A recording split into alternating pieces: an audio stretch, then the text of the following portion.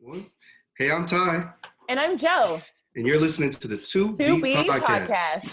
We're two Black educators living in Boston, seeking Black excellence. Well, that plus a lot more. We started to be because we thought, why can't we come together, have a great time, and while we're at it, learn something? You know what? Turns out you can, and we're going to prove it.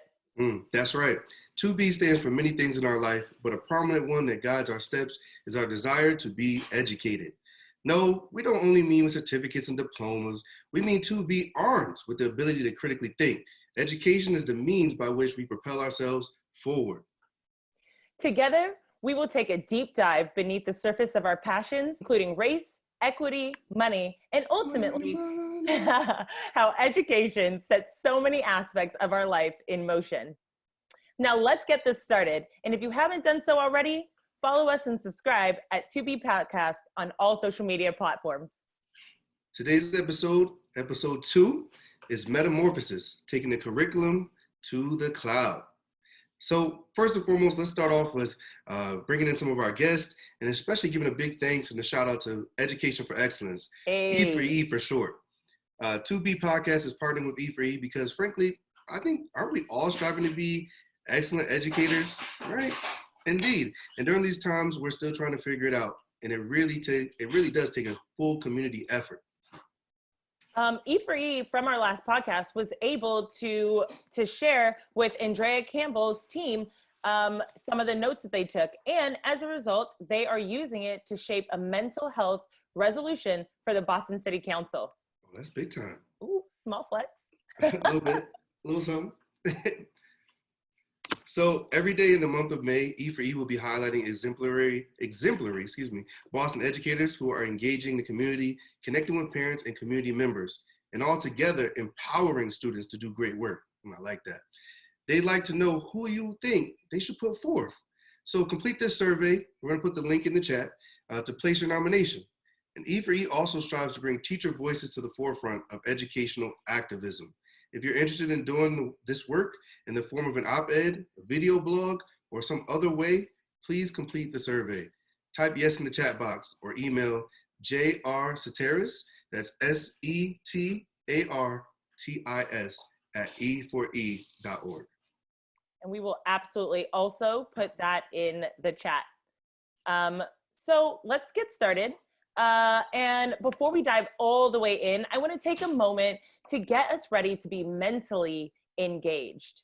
Okay. So last week, if you remember my co-host, Ty, always dropping knowledge, he reminded us of the fact that April is National Poetry Month. So in learning that, Ty, I took that and I was like, hey, wouldn't it be great if we started our podcast with a quotation from the acclaimed Black American poet, Nikki Giovanni. Okay. And she is phenomenal. She is a poet, she is a writer, she is an activist and an educator. And honestly, if you haven't heard of her, do yourself a favor and Google her. Seriously. No, really. The Poetry Foundation did do an incredible piece, and I will also share that in the chat with you. So the quotation is as follows. A lot of people resist transition and therefore never allow themselves to enjoy who they are. Embrace the change, no matter what it is. Once you do, you can learn about the new world you're in and take advantage of it. That again is Nikki Giovanni. And so using her words, during this time in the new world, if you will, what is something that you can take advantage of and bring to focus?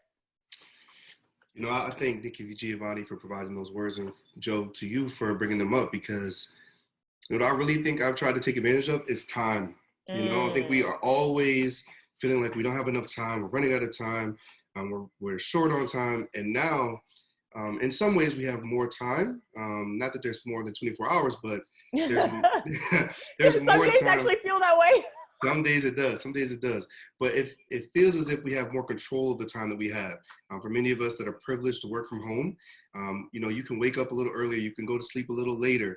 You can maybe in the middle of the day when you feel at your best, you can then dive into those projects that you've always wanted to do because you're not as tired maybe as you were normally coming home from work. So I'm really trying to take advantage of the time that I have, the here and now, because even though we're in the midst of this pandemic, time has not stopped. The days will continue to roll. So we want to make sure we take advantage of them to do whatever really comes to our mind. And it looks different for every person. What about you? Absolutely. I really like that. Time is not stopping. And so for me, the learning is not stopping. And so I've really come to want to take advantage of learning new skills.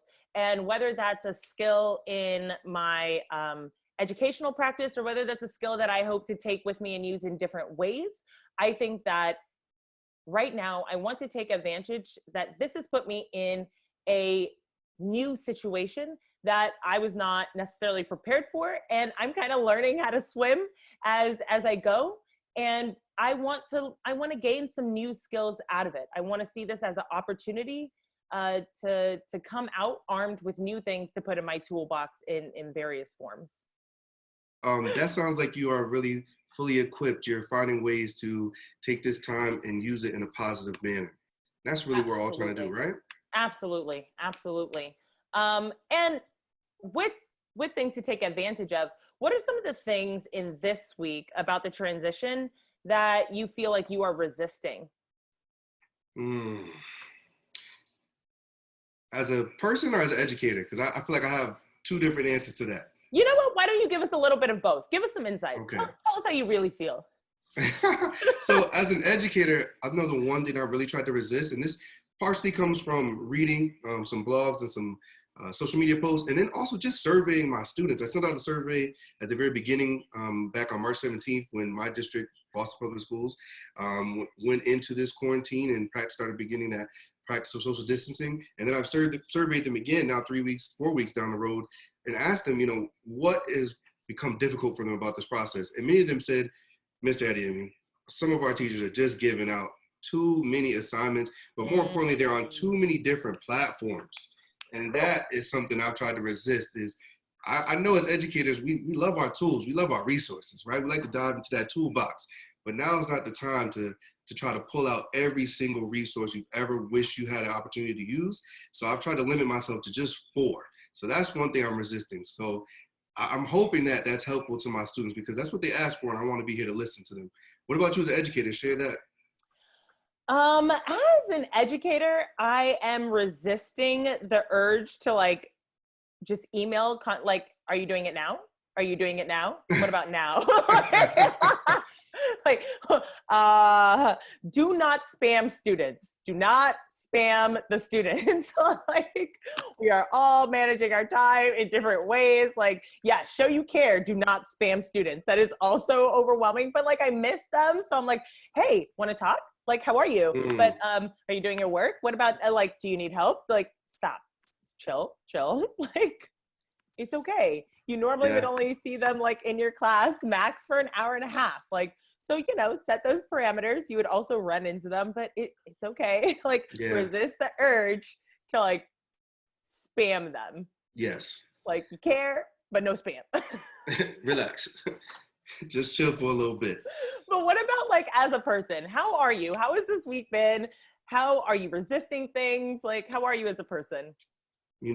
I heard this term, and ever since I heard it, it has resonated with me. I'm an overly ambitious person. So I have tried to resist taking on too many projects, too many tasks. Because as I talked about, yes, we have all this time, but are you using it wisely? How many things can you truly provide your ultimate focus towards at one time? And for me, one thing that I've always said I wanted to do was to reinvigorate my understanding of Spanish. I took Spanish in middle school, took it in high school. Believe it or not, I took a class in college, and I still don't know how to speak Spanish. Maybe one of the small downfalls to being at an HBCU, I went to Hampton University, small shout out, is that we didn't have a lot of Spanish speakers around campus. So essentially what you learned in class it kind of just lived in that space and then you moved on from it. So I have a very base understanding of the language, but I want to really truly work towards being fluent. And I don't believe that just because I'm in my 30s now that I can't do it. Learning never stops, as we continue to say. Yes. So I have got my Duolingo going, Yeah. so I know a lot of people use that. And I've been, believe it or not, I snuck in a little novella the other day. Just what's the name? trying to immerse name? myself. I'm not even going to pretend to. No, come on. We trying to hear it. We trying to hear it. The people are laughing right now, saying, "Go ahead, speak Spanish. Let's hear your accent." I'm not ready, but down the road, they'll hear it because I'm working towards it. It's a goal I truly have. I think it helps personally and as an educator. I mean, we have so many students that come to us that their native language is Spanish, that have an understanding of the Spanish language, and we want to build those connections and communicate with them effectively on a level that they can understand. And if it takes me learning Spanish to do that, I'm willing to go there. Oh, I love that so much. And that resonates with me because I have not been practicing my Spanish at all. And so thank you for reminding me. And I'd like to, if I can, jump on that road with you in practicing Spanish and just remembering that is a way that's going to help me. They are going to be my why. Because right now I feel like I'm like, why do I need to do this? But I truly do have a why. Being able to communicate with a lot of my students and just others would be really helpful during that time. So I am going to do that for sure. I want to take a moment and I'm looking at the chat and I want to shout out Lisa. I see that she said, you need to be brave. The only way to learn is to be vulnerable as you learn to speak it. And you're right. I am vulnerable. I'm vulnerable in my living room and in my bedroom and in the shower right now because that's the only places I'm speaking Spanish is those quiet private places at the moment, but I'll get there. And I posted in the chat for those of us that hear live. And if you're listening later on, I hope that you join us every Thursday, 2 p.m. During the month of April 2020. So you can join in on the chat as well if you're here live with us. And I asked, what is something about this transition that you were resisting? We want to hear from you. What are you resisting during this time? Yes, we do. And while you're thinking about that, I'm going to tell you, I have been resisting allowing myself to not be scheduled. So I too am, I guess, an overly ambitious person. And one of my strategies has been to be as busy as possible so that I resist the urge to leave my house. But even in doing that, I feel like maybe I've overbooked myself and overwhelmed myself with all of these things because it's not necessarily, I don't think that one of the terms people use to describe me is structured.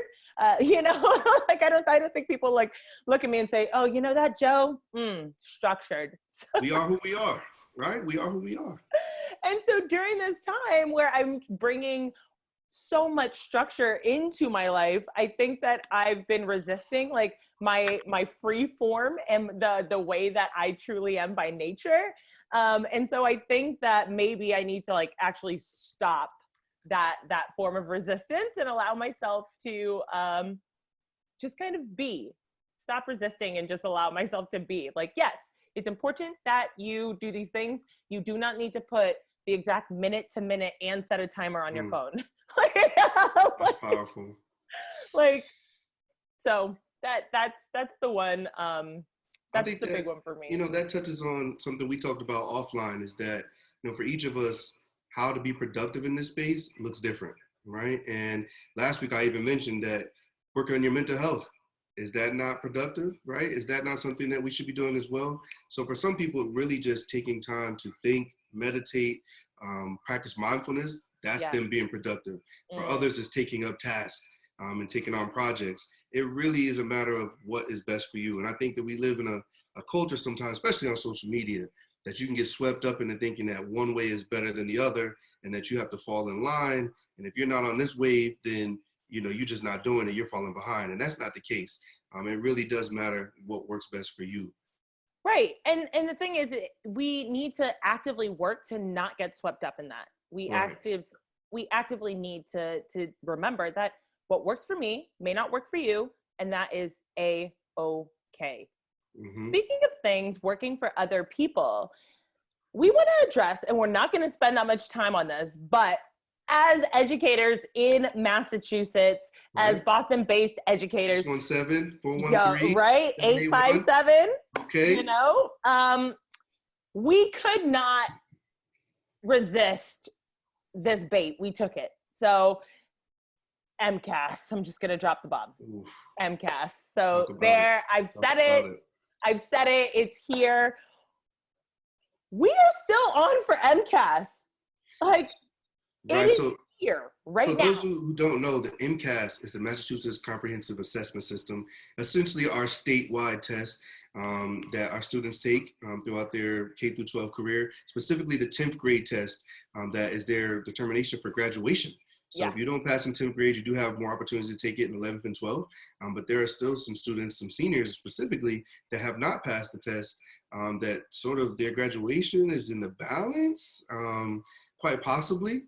Based on whether or not we actually do go back to school. And then if we do, how do they navigate having to pass this test to receive their diploma?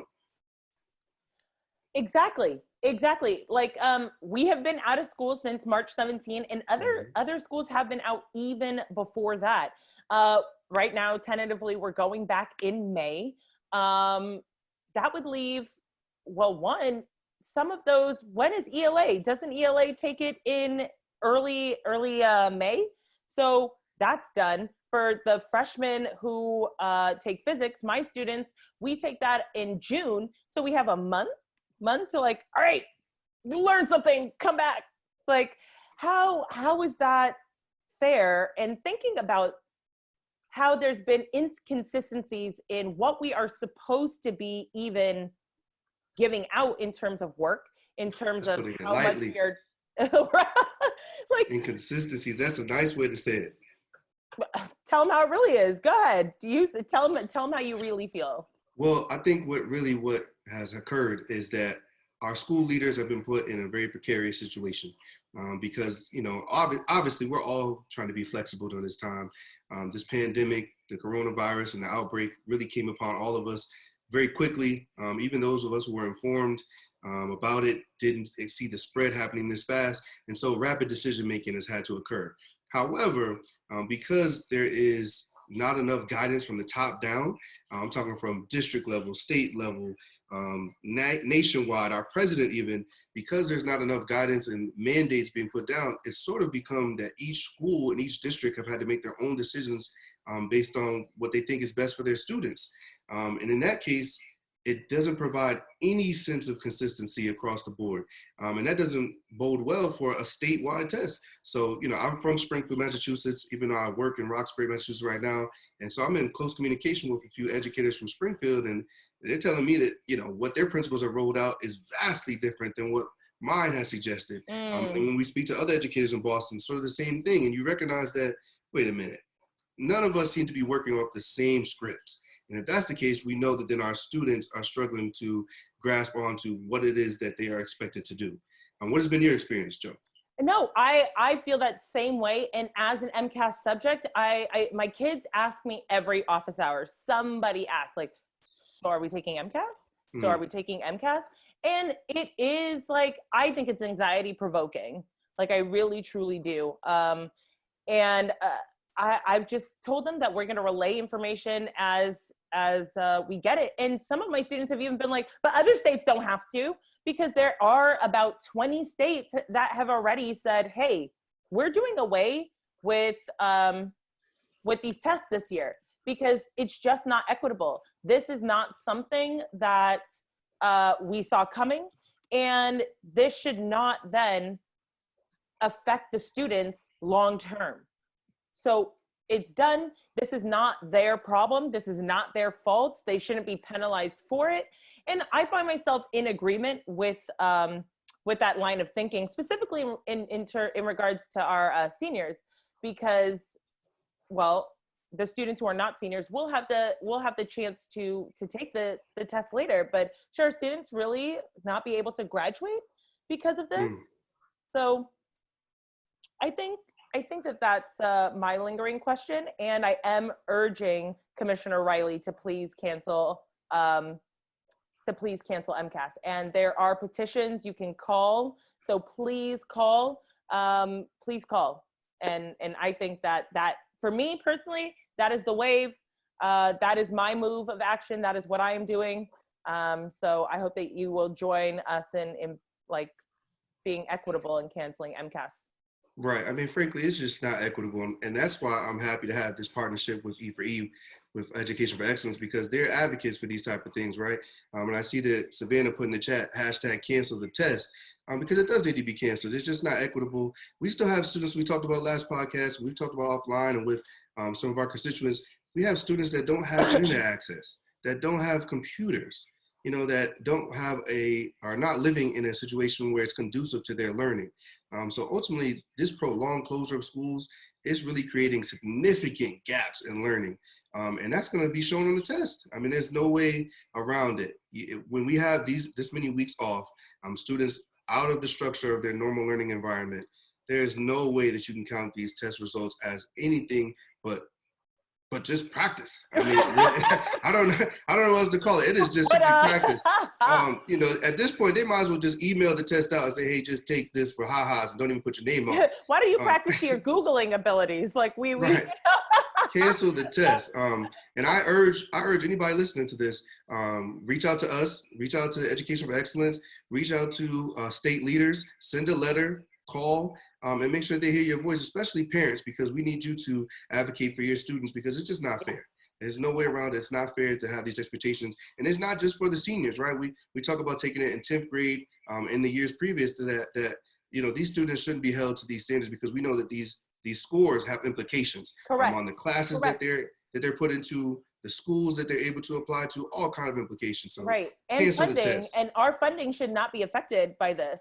What that about as well? No, absolutely not, which I do appreciate. They have said if you apply for a waiver, you will get a waiver. So let's please apply for those waivers. The SAT got canceled. Like if the SAT can get canceled, the MCAS can get canceled. Also, shout out to my AP people holding down the fort, trying to figure out whether that's going to be canceled or not. The AP test is still on too? Yes, all of those? Yes. And you know what's crazy? They said they're waiting until May to truly decide what's going to happen with the AP test. But College Board owns both the AP test and the SAT. So to me, it's just interesting how you cancel SAT, but you do not cancel the AP test. But, and I think that that's a conversation that we'll get into when we're thinking about the difference between equity and equality. You know what I mean? These conversations just make you shake your head, and it makes you wonder, how do you get to such a level in policy, that policy level, and you just forget about what it's like to be on the front lines? That's really what it seems like to me, because I can't understand, I can't imagine that, some of our state leaders, the folks that work for DESE, how is it possible that they think that this is a test that is going to provide results that are equitable, that are to be used to really grasp onto a student's how is it a determination of what they've learned at this point? Like, how can you even use it to measure data? Like, really? Like, let's say this test wasn't a graduation requirement. What data are you measuring right now? Like, what is this informing? Zoom calls. That's what we're measuring. Oh my goodness. I'm not really sure. Zoom calls? I mean, what else can we really be, collecting as data at this moment? Oh my goodness. So as promised, we are not going further into this. I'm cutting it here. I'm drawing the line, and we're going to move well on, because actually testing is a very touchy subject, just generally about, are you really an educator if you are using tests? It's like you are beholden to tests. So in that same vein, are you feeling like an educator right now, or just an assigner of work? Ooh, that's a tough question. And on the surface, I still feel like an educator. But when I dive beneath the surface, I start to feel like an assigner of work, especially as someone who generally uses Google Classroom. My class is about 60% paper or classroom supplies and 40% digital. So we don't have actual laptops in our classroom, but we have laptop carts that we share with other instructors. Shout out to those teachers that have students that are one-to-one, where each student has a laptop consistently and they take it to and from school. That's a beautiful thing. And it's very 21st century. However, what I have found is that me just posting work on Google Classroom doesn't help my students understand. I mean, essentially, Mm. that's like me just Googling for them and saying, hey, here's a resource, here's an article, here's a video I thought would be of interest to you. Answer these questions with it. And that's not really teaching. That's not education, right? Education comes in the explanation. It comes in the instruction, the how to, getting from point A to B, and then allowing our students to take that and blossom their thinking to something greater. So one thing that I'll share that I've done to help me sort of bridge that gap between being an assigner of work and being an actual educator is that I've started to do more screencasts, where it seems a little bit more interactive to me because it's almost like being at the board or being on a computer with your students. And even though they may not be there in person, they can hear my voice, they can see my face, they can hear the inflections, because there's so much of learning is in the feel, right? Certain things that we hold on to because of how we feel when we hear it. So I think Mm. screencasting is a small way that you can go about that process and feel more like an educator, especially for someone that teaches English, right? We can annotate the text, we can highlight things, we can use hyperlinks to then connect to a different topic or person. I like that. I like that. I like the idea that you gave, like hearing a voice. It's true. Like we do record memories. That is a true. Auditory learning does imprint in a different way. I remember getting that feedback my first year teaching. I was posting videos and they're like, we want to hear your voice. And I had never thought about the implication of that, but they are used to hearing my voice as their teacher in a way. And for them, that was a special, like, well, I'm speculating, but for them to suggest it to me, it's like a special thing that they're like, but if I'm learning science, I want it to be your voice. And I can imagine that your students, if they're learning English, they want it to be your voice. They're like, where's Mr. Adeyemi? Like that's who I want. Like, I want you to teach me English. So I really appreciate that you have started doing those screencasts. And to me, how often have we been told when we were doing teacher prep programs, it's important to model it, right? Like walk through your steps out loud. And so that's a teacher tool right there. And you are bringing that teacher tool into your virtual world. And I think that is incredible. And I thank you for it. And I'm sure your students, if they haven't thanked you already, are thankful and are learning more because of it. I'm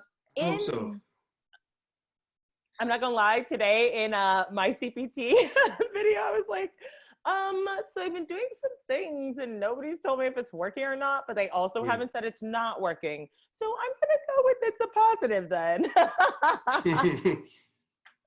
But something that's making me feel less like a educator and more like an assigner of work is the inability to kind of like be there with them while they are like, to see their thinking. I don't get those times where I get to like see them have, you said it last time, those aha moments, or see them go through that projective struggle and get to the other side, or just even just watching them work with their peers, like just seeing how they work and being there through the process is one of those beautiful things. It's like, you know, I'm not a parent, but I feel like it's like watching your child grow or something like that. And I just feel like I'm not getting to be involved in those moments.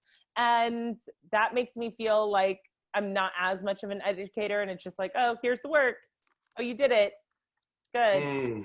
The end. And I'm not going to lie, I haven't found a complete way to mitigate that. It's difficult. Yeah, I haven't found a way to mitigate that. So I've been focusing on things that allow me to bring my personality and my pedagogy like to the classroom. Right. So that's something that I've been really thinking about in my actions. Are there some actionable steps that you've been taking to bring your personality, which is so big and so vibrant, like onto I've been fortunate to step in your classroom and see you in action in brief moments. So I know it's real. How are you bringing that to your online fields? Well, before I get into that, I think you brought up a really good point that we can't gloss over, and that's authenticity. I think in the field of teaching, right, when you think about who you are as a teacher, especially after you go through a teacher preparation program, a lot of things that you learn pedagogically, you're going to take some of those things with you, and some you're going to say, maybe this doesn't fit my style of teaching, but you can't lose your personality. And the students see through that. You know, they can tell when you're not being your authentic self. If you're faking it, just trying to make a Agreed. connection with them, or if they can tell even when you're not so strong on a subject, even if they don't say it, you know, it's there, and they can feel that in the room. Ah, So I think it's important that you have to be yourself, and especially during these transitionary periods, you have to continue that. So, you know, as you mentioned, my big personality, one of the steps I took is just yesterday I had um, uh, a Kahoot game with a Google Hangouts call with oh, some of my that's cool. students. And I did that because Kahoot was something that we did on a consistent basis in class, you know, not necessarily every week, but it was a nice way to break up the monotony of reading, writing, answering questions. And it's Mm, something fun and engaging that they like to do. And we can still do that at a distance. And this week, you know, I gave a special prize. I was feeling good in class. Again, keeping with those same norms. Quarterly, I would generally have some sort of pizza party or some sort of gathering for some of my students that really had showed themselves to be exemplary. And so we did that yesterday. The winner of the Kahoot got a free pizza. So I sent them a really? delivery. Domino's. Yeah, you know, I Oh, try to show come out a little on. bit. You're so I good. just try to show out a little bit. I mean, because understandably, as teachers, you know, cost plays a big part, right? We have to do things with cost in mind. And so a pizza, I can spend, you know, $20, $15 and offer that up as a prize to sort of entice people into the gathering, but also just because I want to, again, keep that same normal schedule that we have. And my students look forward to that. They look forward to having their name up on the board and being saluted. They look forward to, at our school, our executive director shouts out the Cardinals of the week and the Cardinals of the month, the students that have shown themselves to be moving in the right direction and Which he's still exemplifying what doing, our, which is awesome. yes, and exemplifying what our school stands for. So that's one thing that I've done. What about you? Something that I've done, I have not gone to your measures. And again, this is why I feel so blessed to have you as a friend, as well as somebody I can soundboard off of, because it's like, I didn't even think about that. That is so cool. And like, talk about and like bringing in buy-in or creating buy-in. Like, well, I wasn't signing on before, or you hear your friend said, oh yeah, Mr. Adiyemi sent me a pizza. Oh yeah, and I bet you're gonna log into office hours because you don't Mm-hmm. know when the next time you're gonna, like, that might happen, you know? Next week, I'm I'm there. gonna move, right, right. You know, and it Mm-hmm. keeps them on their toes because they don't know when it's gonna happen, so they better tune in. So that is really, really cool. I have been doing live readings of our assignments. And this is for two reasons. So I'm not live reading, excuse me. I'm recording myself live reading our Mm-hmm. texts. And this is for two reasons. As a moderate disabilities instructor, it's important that I give my students their accommodations, but Absolutely. also they can see me doing it. And I think that that's like, hey, I'm here. Like, I'm with you. We're learning together. And just trying to bring that to the forefront, that I'm still here with you. I'm still here. I still like say things that I'm like, oh wait, that didn't make sense. So like, they get to see me navigating like things in real time, which I'm silly. I'm silly. And I want those moments to be silly with my students. And Mm-hmm. so I just feel like recording myself and teaching them and having moments where it's silly is great. And it connects. And if they're laughing, even though I can't see them laughing, it's like, oh, Miss Prasad made me laugh. Like, oh, that was funny. Did you see Miss Prasad's this? Or like, that is something that I feel like is really, really nice. And it still connects us from afar. And I need to be thinking about how I am going to bring them connecting with one another. I want to figure out ways to get them talking to one another, whether that's about things happening in school or out of school. But in this case, in school, I'm thinking like, how do I turn my Google Classroom into a chat board where they are discussing the topic at hand? Mm. Like, you know, when they're responding to each other, like a little discussion forum that they can then go back to and revisit should they have difficulty. They get to see that is a way to make their thinking visible and get help even when somebody's not accessible. So even if you weren't there, you can add your thoughts, you can reread it.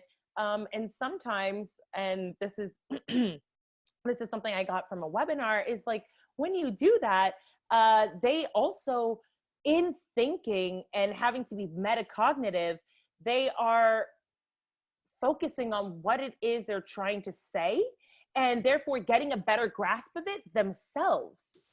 You know?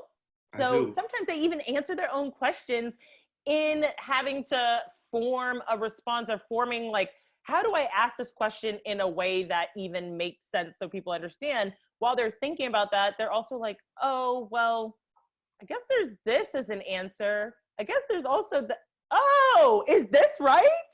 And so I want them to be creating discourse amongst themselves. I think that that's a really big thing. And I think that that speaks to like what we can be doing to facilitate educator presence in our classrooms virtually. I think to that point that you just made, right? It speaks to providing that connection, and not just with you, but with the other students in the classroom.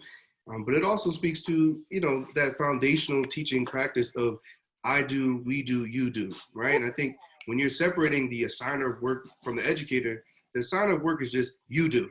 You know, here's the link, you know, here's the information, here are the questions. Now you do it, here's the due date.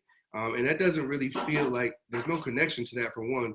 And two, it doesn't feel like you are helping them through that thought process, that you are helping them to in that discovery of what the text is saying to them, or what the problems are supposed to reveal to them, and how they can then make that connection into a worldly sense, right? So I always try to inject that into my lessons is, how is this that you're learning right now? How is this skill?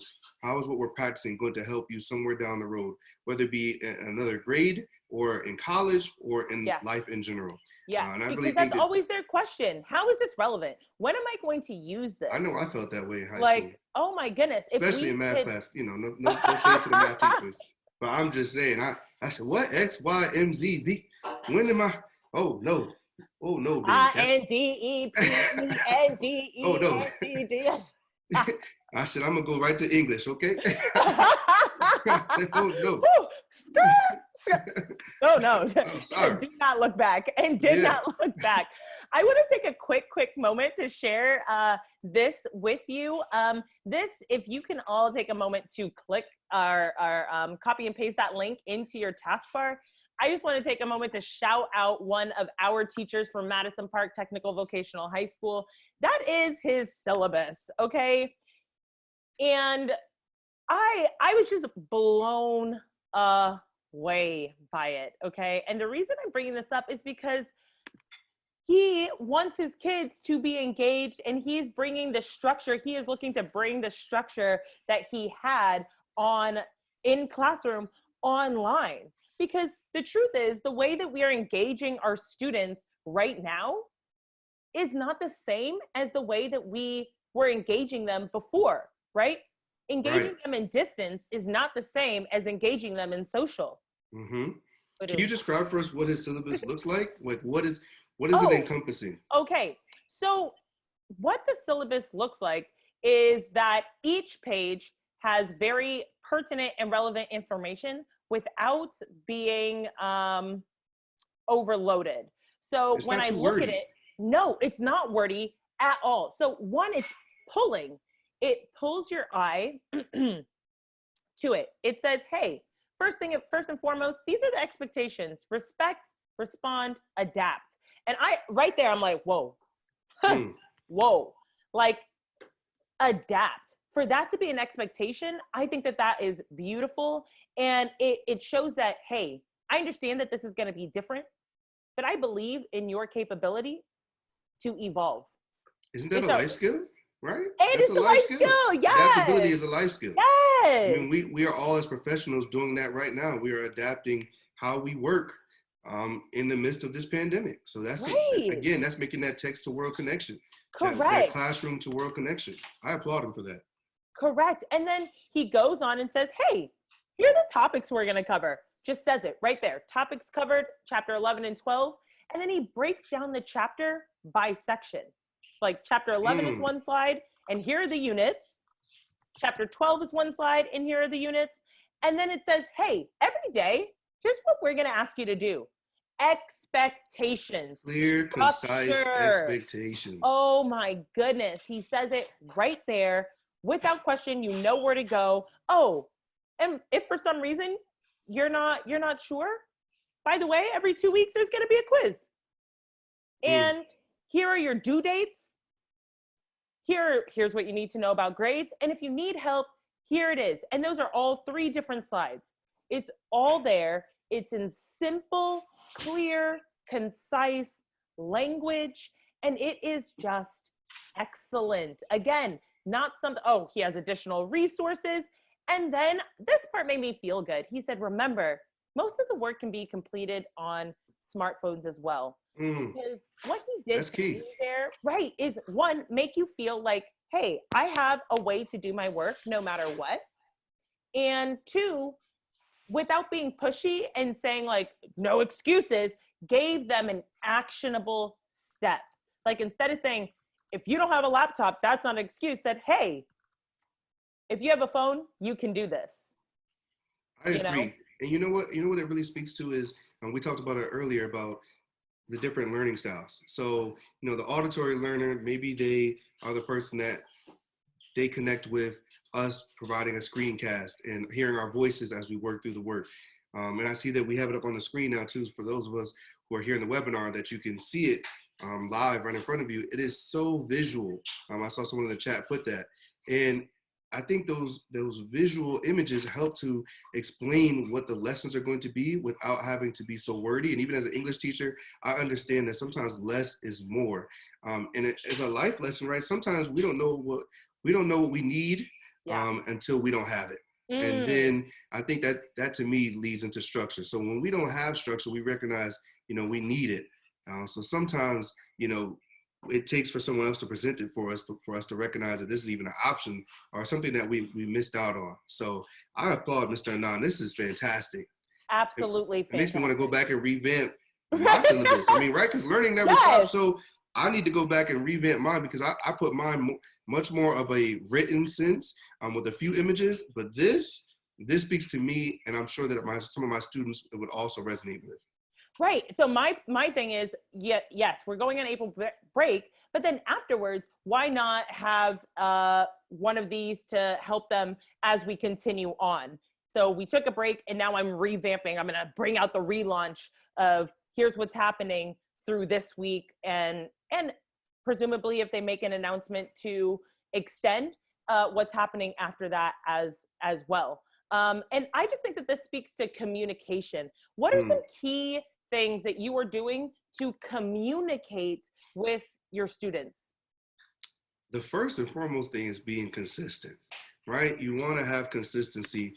So if you're doing Google Hangouts or Zoom calls, do it at the same time, every week, same day, same time. At our school, and I want to give a shout out to our executive director and our principal, Mr. McCaskill and Ms. Dickens, for implementing this, that we have office hours. So that way students are not competing with their other subjects and other teachers, or their teachers are not competing for their attention. So each subject in each grade level has an office hour on specific days, and it very much resembles like college.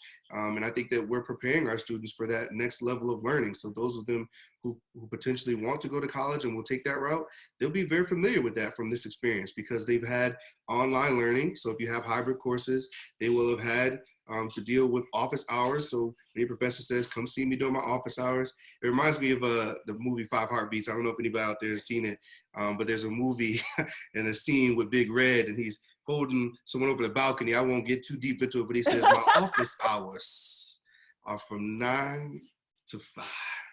So this will help them recognize that just because you emailed me at 11 o'clock at night doesn't mean I'm going to respond at 11:01, that you have to see me during my office hours. So I think that communication is key, so our students understand that. Now, I have an article that I want to present, right? So we always try to use our resources. This article is from the publication Faculty Focus, and I'm going to make sure I put that in the chat. We'll also link that. Oh, thank you very much. We'll link that as well in the posting for someone that's listening on later. And the article is called 8 Steps for a Smoother Transition to Online Teaching.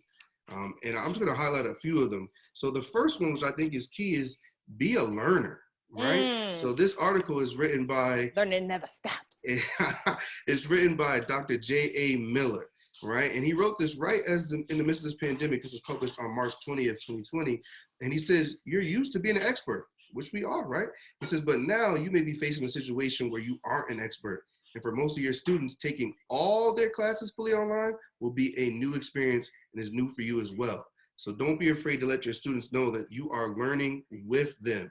Yes. I think that sometimes we try to be all things. We try to be omniscient as teachers, and we never want to admit that we don't know everything. And sometimes teachers even use that as a classroom strategy, classroom management strategy. I know all, I know best, you don't know. And that's not the way to go about learning, right? Is that we're all learning in this together. Back to that. What is this, Matilda? I'm big, you're little, I'm smart, you're dumb, and there's nothing you can do about it. Oh my goodness. Exactly. So I think that step is key. Be a learner. And I know for a fact I've been learning more about technology because ultimately I think one thing that we all share, right, to some extent is we think that our students, because they've grown up, what is it, Generation Z? Is it Z? I know they're not millennials. People keep misrepresenting them as millennials. That's us. That's not them. Okay? They're somebody else because they act a little different. But these Gen Z students, although they've grown up with smartphones, they haven't used them for academic purposes, right? They've used them to play video games. They've used them to be on social media. They've used them to communicate with their friends. So we have to remind ourselves that just because they have the smartphone doesn't necessarily make them technologically savvy, right? It just makes them people who are familiar with these applications that they're used to. So that's another thing is, another key is use technology as a means to an end. And Dr. Miller says, don't confuse technology with teaching, right? Don't confuse technology with teaching. The goal is to use technology to facilitate engaging, effective teaching and learning. So I think that goes back to our previous conversation, right, about what separates you from being an assigner of work to an actual educator. Because using Google Classroom and posting assignments, you're not an educator. You're just assigning work, right? So that's not finding a useful way to use the technology, right? And I just want to touch just one more, right? And so I think that this one is key, and it's something we've talked about, and that is step number 5, he said, is promote engagement, right? You have to promote engagement. So many of our students, and this was brought up in our last podcast in the chat, many of them are just looking to have a space to come and talk. School for them was their safe place. So you want to engage with them as much as possible and on a consistent basis. So Dr. Miller writes right here, he says, in a pinch, there may be an impulse to use the LMS as a content repository. Upload all the relevant docs, schedule a lecture in Zoom, and voila, you have an online course. He said, but such a course will not promote lasting change as you would expect your classroom course to do. So he says, as you construct your class, even if it's on the fly, ask yourself if your expected learning outcomes will be achieved. So when I say that, you talked about it earlier, we're looking to have our students communicate with each other, not just with us, right? How do they have that discourse, that dialogue? And technology provides them with many opportunities to do that. I think we're gonna talk about a little bit later, a few apps that can help them make that connection with each other. Absolutely. Thank you for touching on that. I've probably read that article about 4 times since you sent it to me, not just in preparation for this, but just also to guide my steps in this, like, how do I navigate this novel time again? And how do I do so effectively? And I just want to roll back slightly to communication. I was in a webinar with Dr. Soltys, and he is the educator at CSU Channel Islands. CSU is, California State University. And he said, communicate frequently, repeatedly, completely, and concretely. And the reason I want to say this is because I think that so many times we're like, but I told you that. Yo, they don't know where to look. They need to be told this over and over and over again. The stream is fluid. It is dynamic. It has moved. I don't know where the syllabus is. You posted 6 things on top of it. Communicate frequently. Communicate repeatedly. Say it again. Say it again. Say it again for the people in the back. Exactly. Completely and concretely. And I would maybe add concisely. Like, we don't need pages and pages and pages, but you need to be communicating with them and do so lovingly. Don't be annoyed that they've asked the 17th time in the same email chain, what time is office hours? Like, just respond. Office hours are Mondays at 1 to 2:30 and Wednesdays from 11 to 12:30. I'm excited to see you there. Communicate that excitement, right? Communicate with them, and just remember that it is different. They are navigating a time that is more college-esque than high school-esque, and we are demanding much of them, and we just need to reassure them that, like, it's okay. And I will remind you as many times as needed. He also says that we need to show excitement as well. And I think that those are some of the things that that we need to really be focusing on, is our excitement as well. And remind them that the time spent with you and learning the material is a worthy pursuit, and the class is worth it, and they will possess treasures at the end. And I like that idea of thinking of knowledge as a treasure. But moreover, based on what you said, we're not using apps as a means to an end, and we're not replacing it as the teacher, but all anybody talks about is app. And I've gone crazy. So what 2 apps are you like, listen, pause, download these apps, use these apps, the end? What are your 2? You know, before I get into that, I think it's important to recognize, that these kids, let me stop for a second, because I tend to not like when people say these kids, because I feel like it comes with a certain tone. But our students, I think, taking ownership of our kids and recognizing that we love them, we care for them, they're valued. When we say our kids, it just comes with a certain understanding that I'm in this with you, I'm rooting for you, I'm pushing for you to win. And our kids, they can learn. I think we all have to understand they can learn. They just learn differently. Kids learn if they can. You know, and they learn differently than maybe we were taught to teach. I think that's really what we have to understand. So they certainly can still learn. It's just not necessarily in the way in which we were taught or the way we were taught to then teach them. So we have to be adaptable. Back to that word that we talked about earlier, some of our key points in this conversation is we have to be adaptable, flexible, because our students are capable of learning. I will never believe that they're not capable. And I say that to them all the time. I know you can do it. Yes. We just have to find the right pathway to get you there. Yes. So thinking about what apps to use, and speaking of earlier, I said limit the apps. Limit the apps. If you get nothing else from this podcast, limit the apps, especially something as simple as some of these apps, each and every one of them have a different login and password. So now you're expecting students to remember each login, each password. Sometimes they can save it to the computer, sometimes they can't, especially if they're using different piece of technology, sometimes on their phone, sometimes on laptops, sometimes at their computer. So limit the apps. The apps that I have used, Google Classroom is sort of the base, right? That's our base level for communication and for assignments and whatnot. But one that I found that's been really helpful is Flipgrid. Flipgrid is an app that I love. So what it is essentially is an opportunity to post discussion questions, and then students can record a video of their response. So it takes away that writing aspect and it gives them sort of that social media feel, but it goes into a space that you can make it private where it's just for your class, just for your students, and they record a video responding. So my very first Flipgrid was, what are your quarantine snacks, right? Because I'm a big fella, I like to eat, and I know my students like to eat too. So I wanted to engage them in a way that wasn't necessarily academic, but just bring them into the fold. So I got quite a few responses to that. And the students were showing off what their snacks were. I'm gonna have to update it and say, do you still have any left? It's been a few weeks. Okay, but Flipgrid is such a valuable tool. I really encourage folks to look into that one. And another wait, hold on.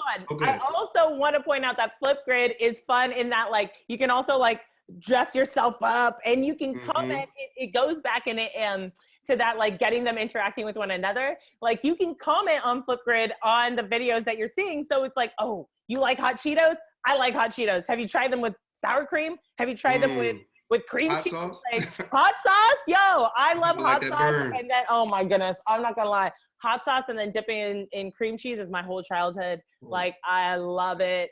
I love it. I'm not gonna lie, Savvy put me on to dipping it in sour cream, which is nice because it's soft and Hot so Cheetos and sour cream? it doesn't break the yo, it smacks. Like it's so good. It is so good. Sorry, but I just wanted to add that, like, in addition to it being like fun and active, that it is still webbing in that classroom piece of like getting them discussing with each other too.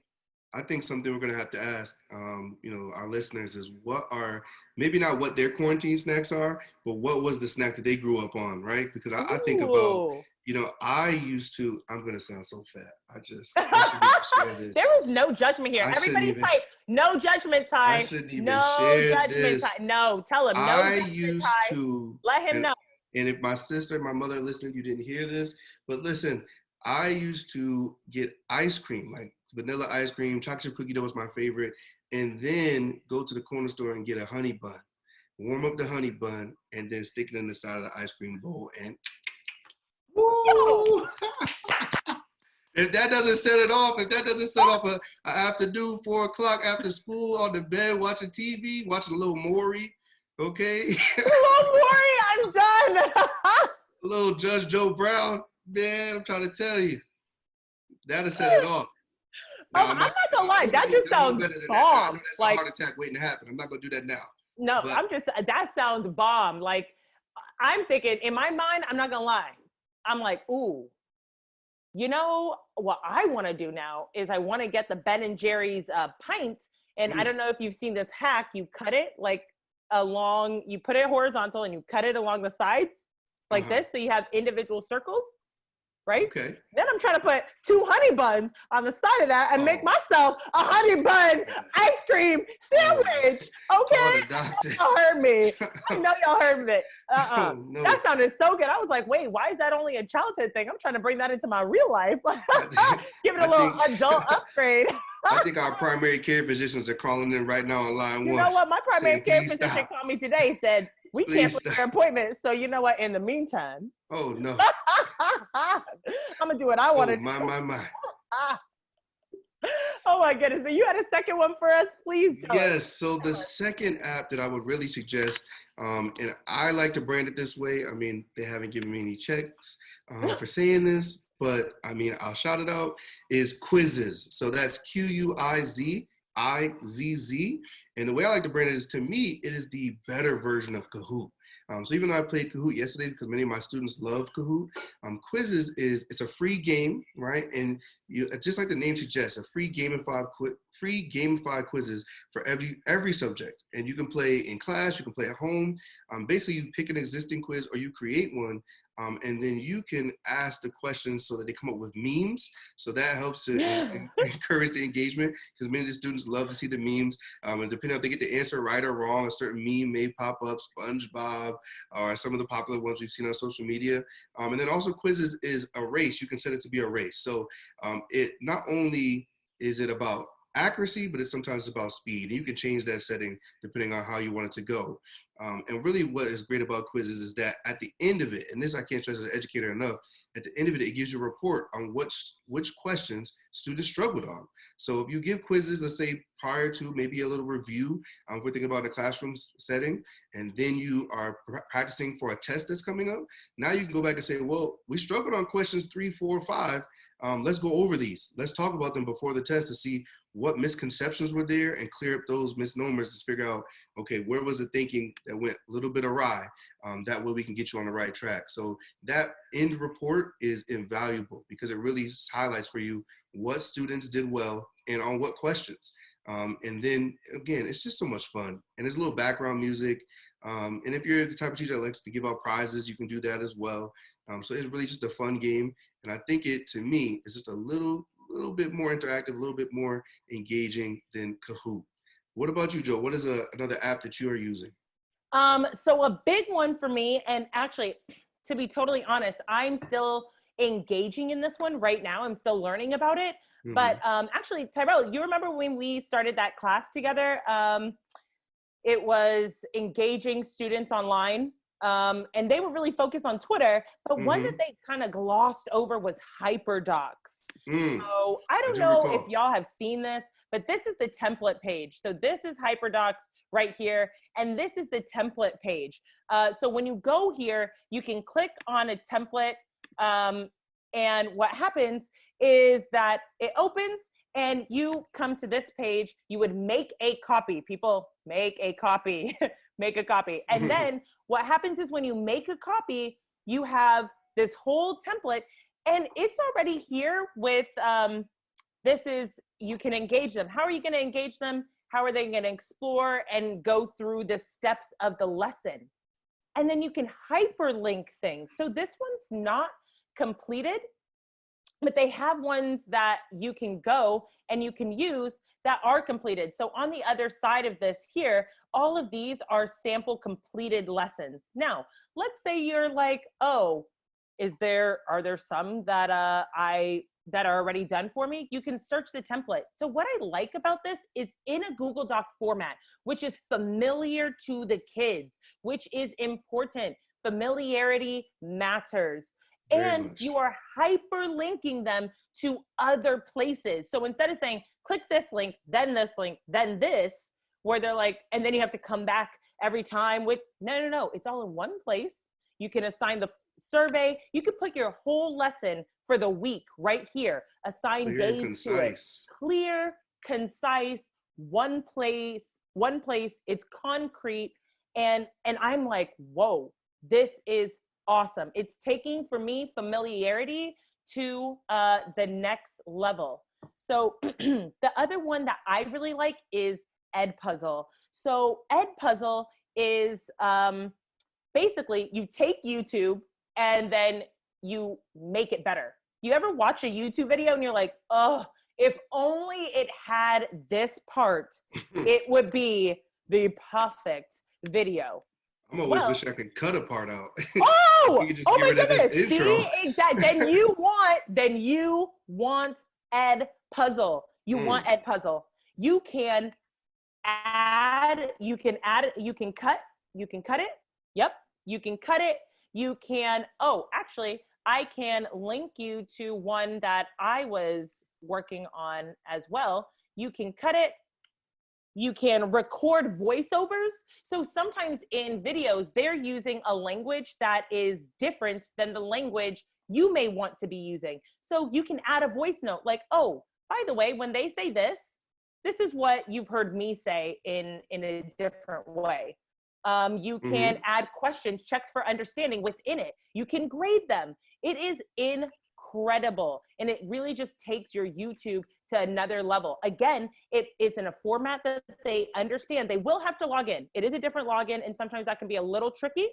But if they get past that, it is in a format they understand, plus the extras that you want without the fluff, if that makes sense. So those are definitely the four that I think are really, really, really relevant. So Edpuzzle, HyperDoc, quizzes, and Flipgrid. Those are four amazing resources. I would definitely encourage any educator to look into those. And they keep you, again, they prevent you from getting all scattered. They are tried and true. They are awesome.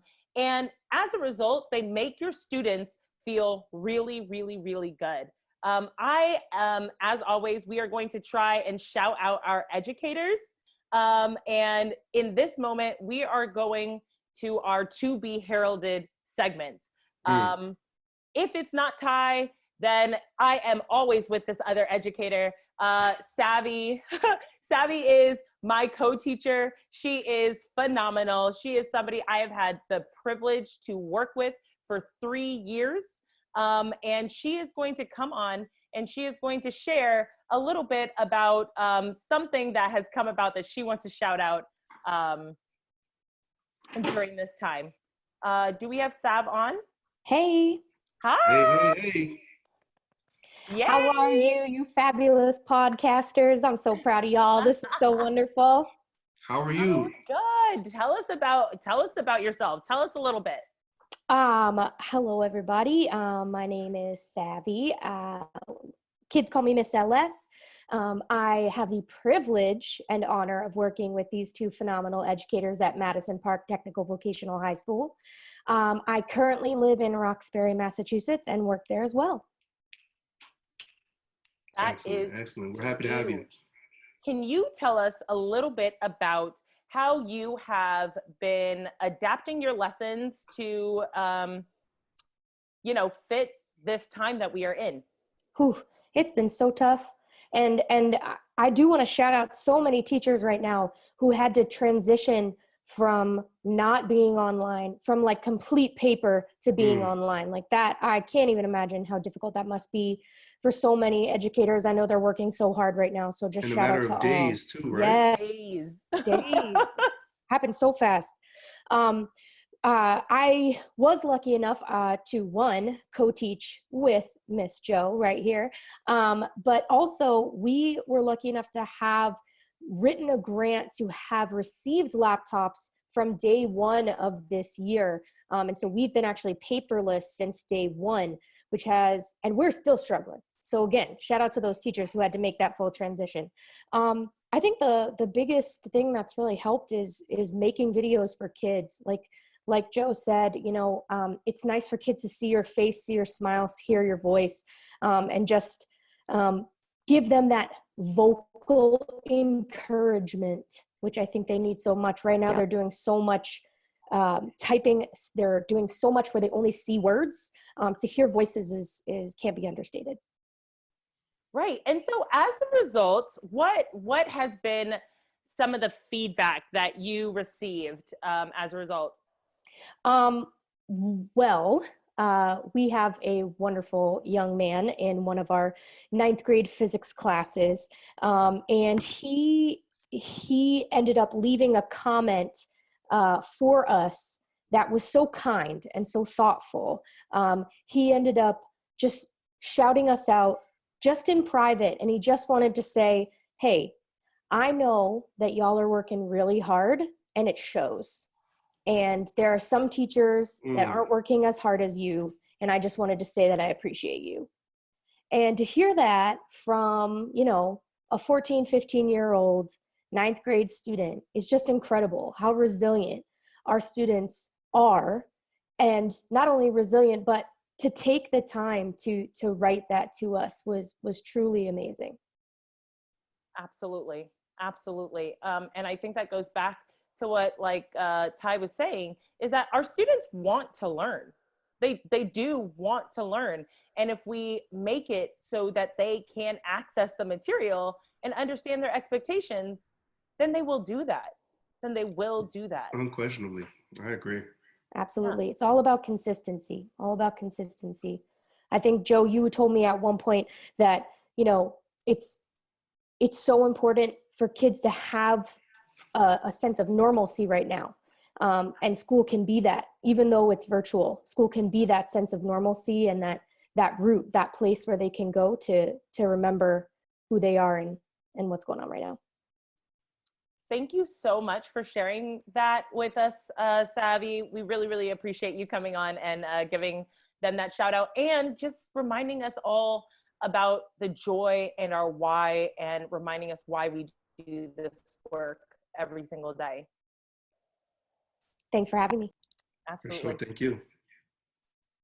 And so Savvy touched on the importance of adapting our lessons and just remembering that even during this time, Ty spoke to it, was saying, hey, the kids want to know why they have to do this, why this matters.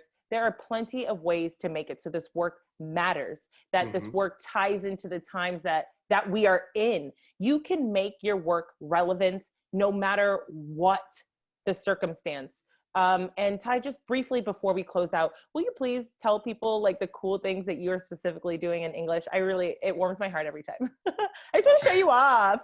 I don't know how cool it is. I'm just trying to connect with my students.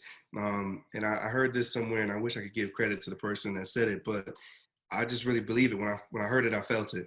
And that is, if we're going to make a difference, we have to be different.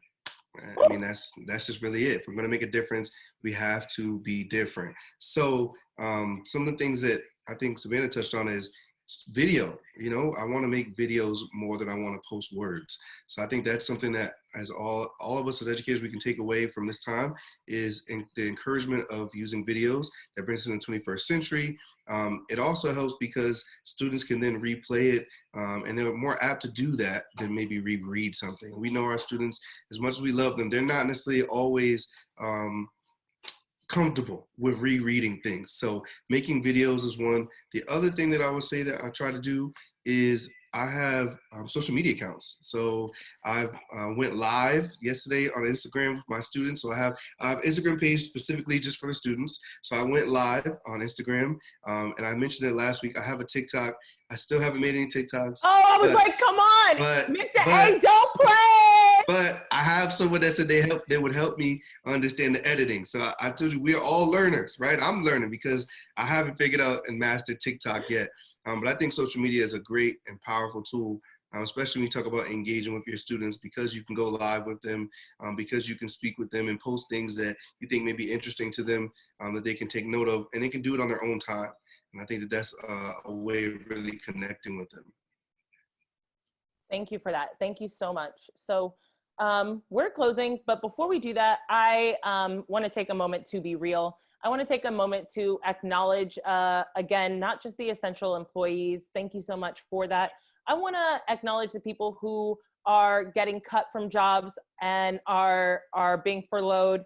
I want to acknowledge the hardship that this is placing on many people. I want to acknowledge that people have lost loved ones. And I just want to take a moment that we keep them in our hearts and our prayers, and we're mindful of how this is interacting with others, and making sure that we are being thankful for the state that many of us are in as teachers.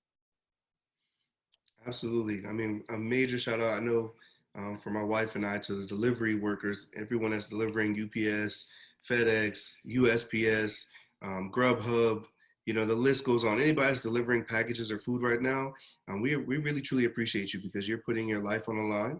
And I don't say that lightly. And you're doing so to help other people in a multitude of ways. So thank you to those folks, along with so many other people to thank. But especially, I see them out and about in my neighborhood right now. So thank you to them. Yes, absolutely. So I do this thing where I like to combine quotations. So sometimes I read a quote and then I'm like, oh my gosh, this would be the perfect ending. So I did do that here. This is a combination of Joyce Meyer and Michaela Maroney. Change is always tough. Even for those who see themselves as agents of change, the process of starting a new thing can cause times of disorientation, uncertainty, and insecurity. But looking back isn't going to help you. Moving forward is the thing you have to do. Last week, we challenged you to be thankful. And of course, we think you should keep that going. And this week, we are challenging you to be active. And I know that immediately when I say be active, you're thinking, okay, so I got to put on my active wear and, you know, get down, do those push-ups. You know, you're hoping not to be like Miss Prasad and telling their kids, being in their active wear, not working out, you know. But to be fair, I did 7 days straight. I fell off yesterday, but I think that's my threshold, 7 days. But that's not just what active has to be. I also want to challenge you to actively take steps to accept this new reality, along with the potential for disorientation and uncertainty that may accompany it, and still move forward the best you can to adjust to the times and be your best self. Because to summarize Meyer Maroney, change is always tough, but moving forward is what we have to do. There are just a few E4E notes, things to note. Again, please fill out that survey and nominate an exemplary educator. Please, please, please, please, please. And sign up for activism. Make your voice heard. They will help you. If you're not sure, don't let that be the barrier to why you don't take the steps. Is I don't have the know-how. These people will help you. I work with them personally, and I can tell you that they are there to support you through it. So don't let that be a barrier. And if you didn't join us last week, this week we have another Netflix party where we are watching Madame C.J. Walker, episode number 2. So just catch up. It's only 45 minutes. Catch up and watch that with us. And yeah, so thank you for joining us today. 2B will be back next week, Thursday at 2 p.m. And in the meantime, if you haven't, make sure you follow us on Facebook, Instagram, YouTube, and Twitter at 2B Podcast. That's the number 2B Podcast with on all of our social media platforms. And make sure you're sharing with us some ways that you're being active, right? We want to see that. We'll be posting the ways that we're being active this week. And remember, it's not just about fitness. So you can be active in a multitude of ways. You can be an active reader, you can be an active listener, you can be an active learner. So there's a lot of ways to be active during this time. So be good to yourself. Be true to yourself. To educate yourself. Bye.